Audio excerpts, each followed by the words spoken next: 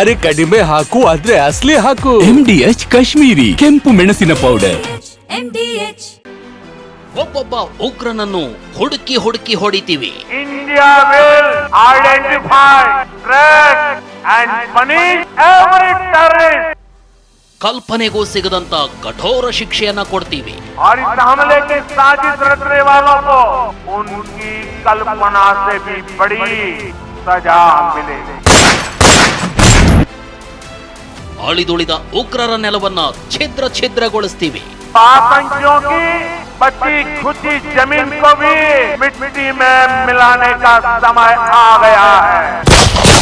ಪಹಲ್ಗಾಮ್ ಉಗ್ರರ ದಾಳಿಯಿಂದ ಕೆರಳಿರುವ ಪ್ರಧಾನಿ ನರೇಂದ್ರ ಮೋದಿ ಖಡಕ್ ಸಂದೇಶ. ನರರಾಕ್ಷಸರ ದಾಳಿ ನಡೆದು 2 ದಿನ ಕಳೆದ್ರೂ ಆ ಭೀಕರತೆ ಇನ್ನೂ ಕಣ್ಣಿಂದ ಮಾಸ್ತಿಲ್ಲ, ನೆನಪಿನಿಂದ ಹೋಗ್ತಿಲ್ಲ. ಭಯಾನಕ ದಾಳಿಯ ದೃಶ್ಯಗಳು ದಿನಕ್ಕೊಂದರಂತೆ ಹೊರಬೀಳ್ತಿವೆ. ಭಾರತದ ಸಾರ್ವಭೌಮತೆ ಮೇಲೆ ನಡೆದ ಈ ದಾಳಿಗೆ ಅಮಾಯಕರ ನೆತ್ತರು ಹರಿದಿದ್ದಕ್ಕೆ ಇಡೀ ದೇಶದ ಜನರ ರಕ್ತ ಕುದಿತಾ ಇದೆ. ನೊಂದವರ ಕುಟುಂಬಗಳು ಕಣ್ಣೀರ ಕಡಲಲ್ಲಿ ತೇಲ್ತಾ ಇವೆ. ಇದೇ ಹೊತ್ತಲ್ಲೇ ಪ್ರಧಾನಿ ಮೋದಿ ವಿಶ್ವಕ್ಕೆ ನೀಡಿರೋ ಸಂದೇಶ ಪಾಕಿಸ್ತಾನ ಮತ್ತು ಉಗ್ರರನ್ನ ನಡುಗುವಂತೆ ಮಾಡಿದೆ. From the soil of Bihar, I say to the whole world, India will identify, track and punish every terrorist and their backer. मैं बहुत स्पष्ट शब्दों में कहना चाहता हूं, जिन्होंने ये हमला किया है उन आतंकियों को और इस हमले की साजिश रचने वालों को उनकी कल्पना से भी बड़ी सजा मिलेगी, सजा मिलकर के रहेगी. अब आतंकियों की बची खुची जमीन को भी मिट्टी में मिलाने का समय आ गया है. 140 करोड़ भारतीयों की इच्छा शक्ति अब आतंकी आकाओं की कमर तोड़ कर रहेगी. ಭಾರತದ ರಾಜತಾಂತ್ರಿಕ ಯುದ್ಧ, ಪಾಕ್ಗೆ ದಿಗ್ಬಂಧನ. ಭಾರತ ಪಾಕ್ ಮಧ್ಯೆ ಮತ್ತೊಂದು ಯುದ್ಧ ಕಾರ್ಮೋಡ. ಪಾಕಿಸ್ತಾನಕ್ಕೆ ಪರೋಕ್ಷವಾಗಿ ಎಚ್ಚರಿಕೆ ಕೊಟ್ಟ ಮೋದಿ ನಿನ್ನೆ ಪಂಚ ದಿಗ್ಬಂಧನ ಹಾಕಿದ್ದಾರೆ. ಪಾಕಿಸ್ತಾನದ ಜೊತೆಗೆ ಎಲ್ಲಾ ರೀತಿಯ ದ್ವಿಪಕ್ಷೀಯ ಸಂಬಂಧಗಳಿಗೂ ಎಳ್ಳು ನೀರು ಬಿಟ್ಟಿದ್ದಾರೆ.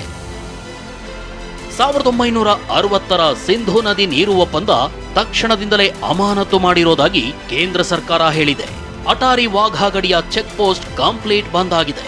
ಪಾಕಿಸ್ತಾನ ಪ್ರಜೆಗಳಿಗೆ ತವರಿಗೆ ಮರಳಲು ಭಾರತ ಸರ್ಕಾರ ಗಡುವು ನೀಡಿದೆ. ಪಾಕಿಸ್ತಾನ ಹೈಕಮಿಷನ್ ಕಚೇರಿ ಅಧಿಕಾರಿಗಳಿಗೆ ಗೇಟ್ ಪಾಸ್ ನೀಡಲಾಗಿದೆ. ಭಾರತದಲ್ಲಿ ಪಾಕಿಸ್ತಾನ ಸರ್ಕಾರದ ಟ್ವಿಟರ್ ಖಾತೆ ಕೂಡ ಬ್ಲಾಕ್ ಮಾಡಲಾಗಿದೆ.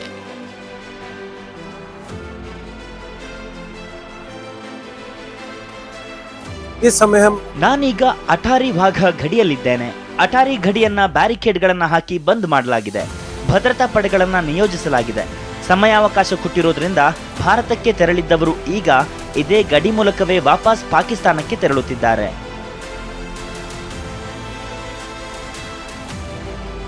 ಇನ್ನು ಭಾರತ ಸಿಂಧೂ ನದಿ ಒಪ್ಪಂದ ಸ್ಥಗಿತಗೊಳಿಸಿರೋದು ಪಾಕಿಸ್ತಾನದ ಜೀವನಾಡಿಗೆ ಕತ್ತರಿ ಹಾಕಿದಂತಿದೆ. ಇದರಿಂದ ಉಗ್ರ ಪೋಷಕ ಪಾಕಿಸ್ತಾನ ಈಗ ವಿಲವಿಲನೆ ಒದ್ದಾಡ್ತಿದೆ. ಪಾಕಿಸ್ತಾನದಲ್ಲಿ ಈಗಾಗಲೇ ಆಕ್ಚುಲಿ ಇಂಡಸ್, ಝೇಲಂ, ಚೆನಾಬ್ 3 ನದಿಗಳ ಪೂರ್ಣ ಸ್ವಾಮಿತ್ವ ಪಾಕಿಸ್ತಾನಕ್ಕೆ ಇದ್ರೂ ಸಹ ಅಲ್ಲಿ ನೀರಿಗೆ ಹಾಹಾಕಾರ ಇರ್ತಾ ಇದೆ. ಈಗ ಅಂತ ಸ್ಥಿತಿಯಲ್ಲಿ ಇಂಡಿಯಾ ಈಗ ಆ ನೀರನ್ನು ತಡೆದು ನಾವು ಉಪಯೋಗಿಸ್ಕೊಳ್ಳೋದಕ್ಕೆ ಪ್ರಯತ್ನ ಮಾಡಿದ್ರೆ, ಆ ನೀರನ್ನ ನಮ್ಮ ಕಡೆಗೆ ಉಪಯೋಗಿಸೋದಾದ್ರೆ ಪಾಕಿಸ್ತಾನಕ್ಕೆ ತುಂಬಾ ತೊಂದರೆ ಆಗುತ್ತೆ. ಇದು ಅವರ ಒಂದು ಜೀವನಾಡಿಯನ್ನೇ ಕತ್ತರಿಸಿದ ರೀತಿ. ಭಾರತದ ಒಂದು ಸರ್ಕಾರ ಕೊನೆಗೆ ತಗೊಂಡಿದ್ದೆ ಸಂತೋಷ ವಿಚಾರ. ಅಷ್ಟೇ ಅಲ್ಲ, ಭಾರತದಲ್ಲಿ ಪಾಕಿಸ್ತಾನ ಸಿನಿಮಾಗಳ ಬಿಡುಗಡೆ ನಿರ್ಬಂಧಿಸುವಂತೆ ಒತ್ತಡ ಕೇಳಿ ಬರ್ತಿದೆ. ಪಾಕಿಸ್ತಾನಿ ಕಲಾವಿದರಿಗೆ ಭಾರತೀಯ ಸಿನಿಮಾಗಳಲ್ಲಿ ಅವಕಾಶ ನೀಡಬಾರದು ಅಂತಲೂ ಆಗ್ರಹಿಸುತ್ತಿದ್ದಾರೆ. ಕೇಂದ್ರ ಸರ್ಕಾರದ ಕ್ರಮಗಳ ಬಗ್ಗೆ ಮಾತನಾಡಿರೋ ಕೇಂದ್ರ ಸಚಿವ ಪ್ರಹ್ಲಾದ್ ಜೋಶಿ ಪಾಕಿಸ್ತಾನವನ್ನ ನಾವು ಏಕಾಂಗಿ ಮಾಡ್ತೀವಿ ಅಂತ ಕಿಡಿಕಾರಿದ್ದಾರೆ.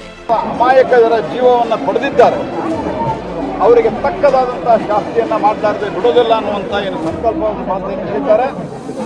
ಅದಕ್ಕೆ ನಮ್ಮ ಸರ್ಕಾರ ಬದ್ಧವಾಗಿದೆ. ನಾವು ಪಾಕಿಸ್ತಾನವನ್ನು ಏಕಾಂಗಿ ಮಾಡುವುದರ ಜೊತೆಗೆ ಮುಂದಿನ ಕಟ್ಟುನಿಟ್ಟಿನ ಕ್ರಮವನ್ನು ಕೈಗೊಂಡು ದೇಶಾದ್ಯಂತ ಪಾಕ್ ವಿರುದ್ಧ ತೀವ್ರಗೊಂಡ ಆಕ್ರೋಶ. ಸರ್ವಪಕ್ಷ ಸಭೆಯಲ್ಲಿ ಭಾರತ ಪಾಕ್ ಬಗ್ಗೆ ಚರ್ಚೆ. ಒಂದೆಡೆ ಕೇಂದ್ರ ಸರ್ಕಾರ ರಾಜತಾಂತ್ರಿಕ ಸಮರ ಸಾರ್ತಿದ್ರೆ ಇತ್ತ ದೇಶಾದ್ಯಂತ ಪ್ರತಿಭಟನೆಗಳು ಮೊಳಗ್ತಾ ಇವೆ. ಪಾಕಿಸ್ತಾನದ ವಿರುದ್ಧ ಪ್ರತೀಕಾರಕ್ಕೆ ಹಾತೊರೀತಿದ್ದಾರೆ. ಇದೇ ಹೊತ್ತಲ್ಲೇ ಕೇಂದ್ರ ಸರ್ಕಾರ ಸರ್ವಪಕ್ಷ ಸಭೆ ಕರೆದು ಎಲ್ಲ ಪಕ್ಷಗಳ ನಾಯಕರ ಜೊತೆಗೆ ಭಾರತ ಪಾಕಿಸ್ತಾನ ನಡುವಿನ ಸಂಬಂಧದ ಬಗ್ಗೆ ಚರ್ಚಿಸಿದೆ. यूनिफॉर्मली कंडेम किया है सबने जो हुआ है और पूरी सपोर्ट किया अपोजिशन ने सरकार को, कोई भी एक्शन नहीं। ಸದ್ಯ ಭಾರತದಲ್ಲಿ ಪಹಲ್ಗಾಮ್ ಅಟ್ಯಾಕ್ ಬೆನ್ನಲ್ಲೇ ಪಾಕಿಸ್ತಾನದ ವಿರುದ್ಧ ಆಕ್ರೋಶ ತೀವ್ರಗೊಳ್ತಿದೆ. ಹೀಗಾಗಿ ಪಾಕಿಸ್ತಾನಕ್ಕೆ ಮುಂದಿನ ದಿನಗಳಲ್ಲಿ ಕಷ್ಟಕಾಲ ಗಟ್ಟಿಟ್ಟ ಬುದ್ಧಿ. Bureau report, TV9. MDH ನ ಕಿಚನ್ ಕಿಂಗ್ ಕಿಚನ್ ಅಲ್ಲಿದ್ರೆ ನಾವು ಎಲ್ಲವನ್ನು ಮಾಡಬಹುದು. ಬೆಂಗನ್ ಕಾ ಬರ್ತಾ, ಆಲೂ ಗೋಬಿ, ಭಿಂಡಿ ಮಸಾಲಾ, ಇನ್ನೂ ಬಹಳಷ್ಟು.